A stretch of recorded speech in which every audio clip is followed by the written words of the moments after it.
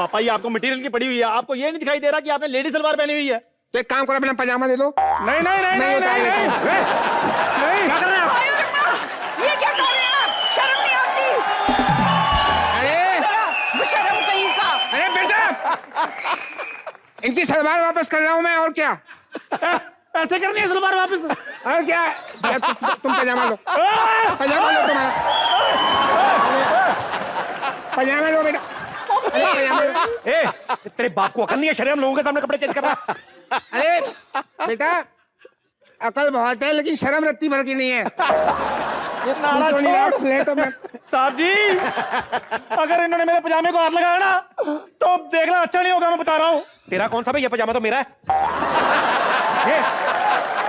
मेरे पजामे के नाले पे थूक भी लगा रहा है। पापा जी एक मिनट रुकिए, छोड़िए, वापस करिए, इसको अंदर डालिए।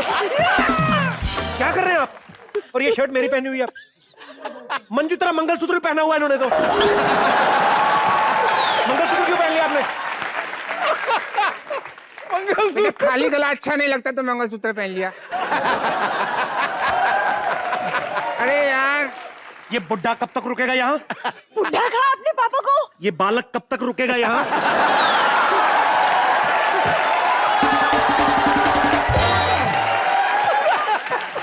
बालक खुद ही पूछ लीजिए।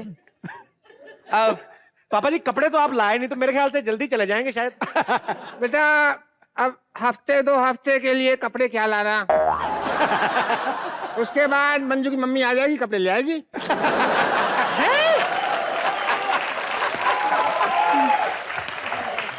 एक बात बताओ, हाँ?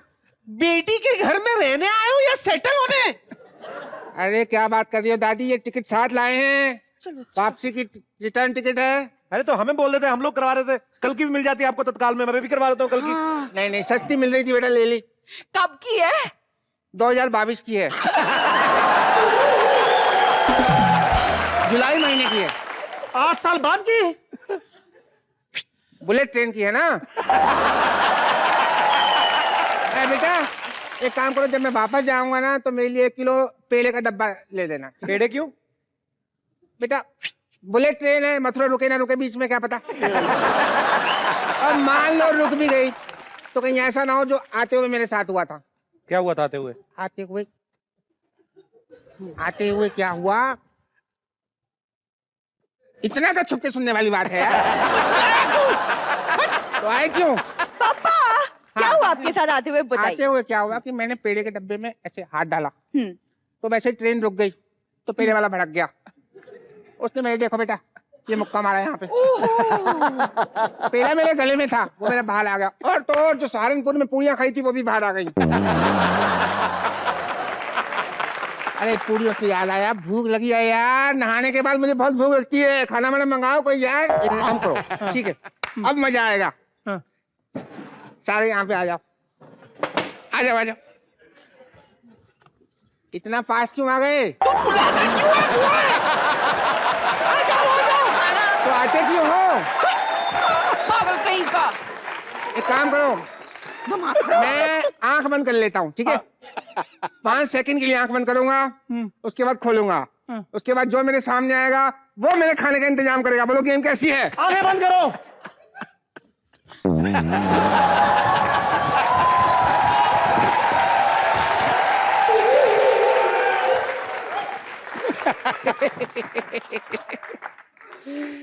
चले गए।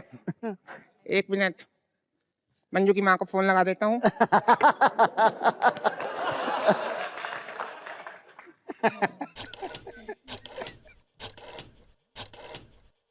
हेलो मंजू की माँ, नंबर डायल तो होने देती, पहले उठा लिया।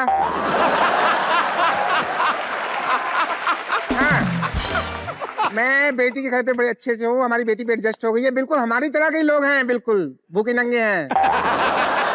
हाँ, तुम बड़ी बेटी के घर पे आराम से तो हो ना, पैसे की जरूरत पड़े तो मुझसे मत मांगना, वहीं से चोरी कर लेना, ठीक है?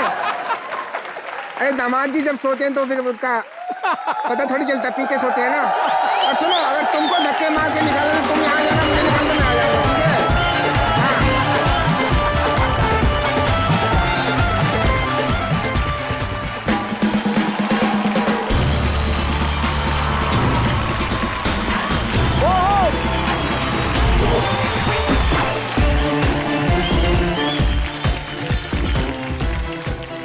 सिद्धू बाजी, जब हमने ये शो की शुरुआत की थी तब हमें पता नहीं था कि इसका अंजाम क्या होगा, लोगों का क्या रिस्पांस रहेगा, लेकिन ऐसे में हमारी इंडस्ट्री के एक लेजेंडरी एक्टर ने आके यहाँ पे हमें आशीर्वाद दिया था और वो ही लेजेंड आज दोबारा हमारे शो में आ रहे हैं।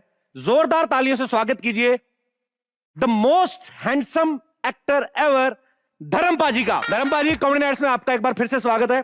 सिद्धू बाजी, कहते हैं ना कि बड़ों का आशीर्वाद सर पे हो ना तो छोटे से छोटा काम भी बड़े से बड़ा हो जाता है, तो उसकी लाइव एग्जांपल आपके सामने है।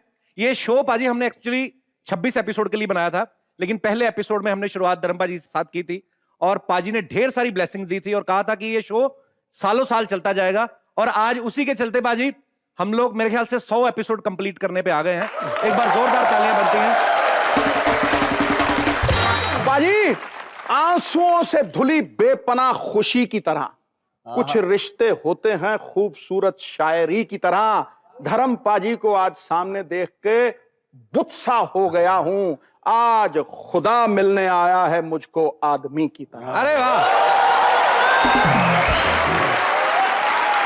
मैं कहूंगा कि देख तुम दोनों को कातबे तकदीर अपना। क्या बात है पाजी।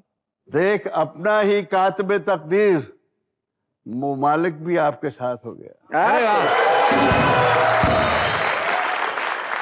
तो हम अपने कातबे तकदीर हैं और वो हमारे साथ है। अरे पाजी, हमें बहुत खुशी है आज दोबारा आप कॉमेडी नाइट्स में आए हैं और आपसे ढेर सारी बातें करेंगे। जोरदार तालियां धर्म पाजी के लिए। पाजी आप प्लीज यहाँ पे विराजमान हो जाइए। मामला शुरू करो।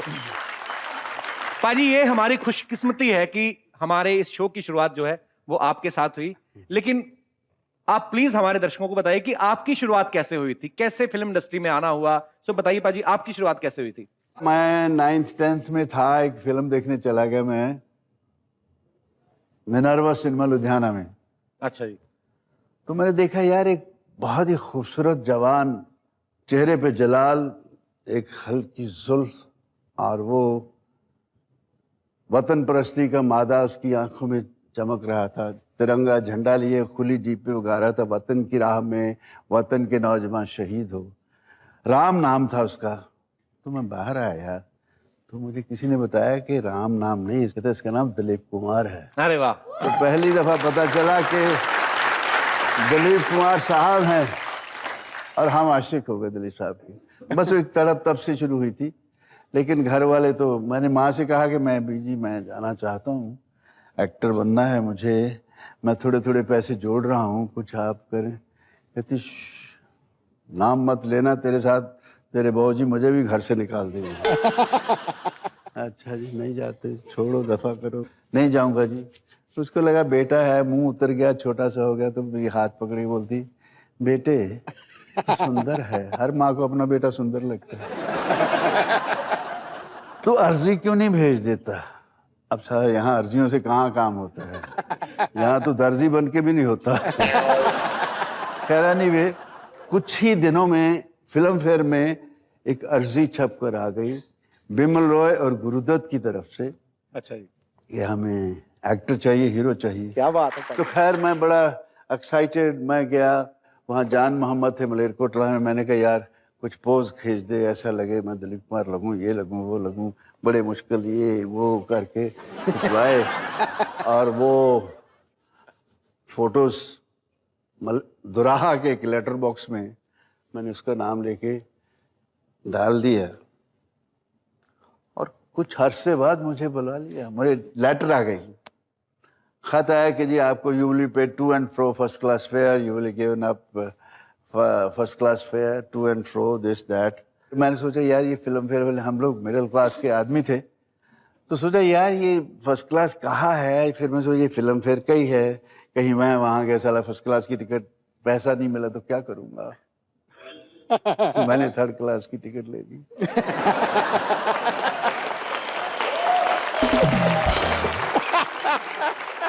खैर जी हम पहुंचे बॉम्बे सेंट्रल, तो उन्होंने होटल भेज दिया। खैर होटल 5 स्टार होटल में चले गए, तो सब डिनर में खा रहे थे। तो फिर देखा मैंने एंड में वो एक आदमी आम को ऐसे काट रहा है। फिर उसने काट के उसमें से चम्मच लिया, उसमें से आम निकाला, यूं खाया। अरे यार, ये सारा कोई आम खाने का ढंग है? ये तो तरीका है। मुझे मालूम था रूम सर्विस भी होती है, वहाँ भी छोड़ देते। मैंने कहा यार ये आम मेरे रूम में मिल सकेंगे? कहता हाँ साहब, यस सर, ये एक टोकरी भेजी उसने आम। और फिर वाश बेसन पे खड़े होकर मैंने जो फिर चूसे आम, और यहाँ तक बह रहा था, और खा के फिर यूं करके उसको टोकरी भर दी, और फिर मैंने जो डकार लिया लंबा सा,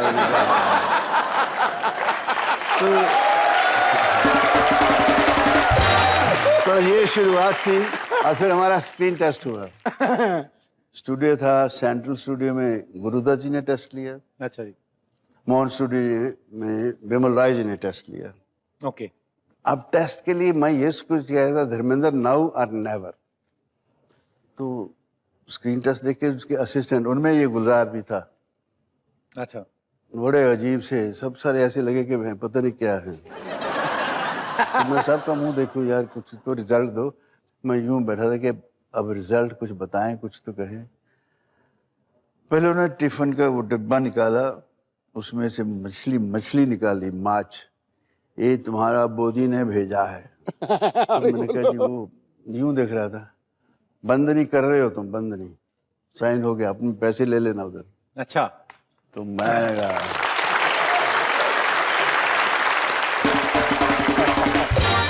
खैर इस तरह शुरुआत हुई बच्चे। क्या बात है बाजी, बड़ा बड़ा इंटरेस्टिंग किस्सा था।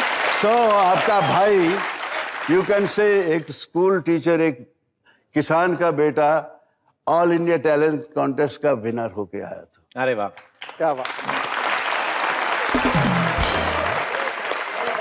अच्छा सिद्धू बाजी, एक बात आप भी सहमत होंगे, माएँ आज भी जब अपने बच्चों को नहलाती ना, तो हमेशा ना बच्चे नहाते नहीं, जब मैं नहाते तो उनको ना प्यार से नहलाते, "ए, मेरा बेटा बड़ा होकर धर्मेंद्र बनेगा।" जब आपकी मम्मी आपको नहलाती थी, वो क्या बोलती थी? वो बातें करती थी महाराणा प्रताप की, क्या बात है पाजी। गुरु गोविंद सिंह जी की, शिवाजी, भगत सिंह की। अरे वाह। वो ऐसी बातें करती थी। और उधर मेरे बाबूजी भी ब्रिटिश सरकार की नौकरी थी उस वक्त, 46, 47। तो मेरी माँ ने मुझे दे के खादी का कुर्ता वुर्ता झंडा दे के भेज दिया। और मैं बोल, और बाबूजी ने देख लिया और लड़ रहे हैं मेरी माँ के साथ, क्या तुम्हारी नौकरी चली जाएगी, ये होगा। कहती मैं तो ऐसे भेजूंगी, आपकी नौकरी जाती हो जाने दो।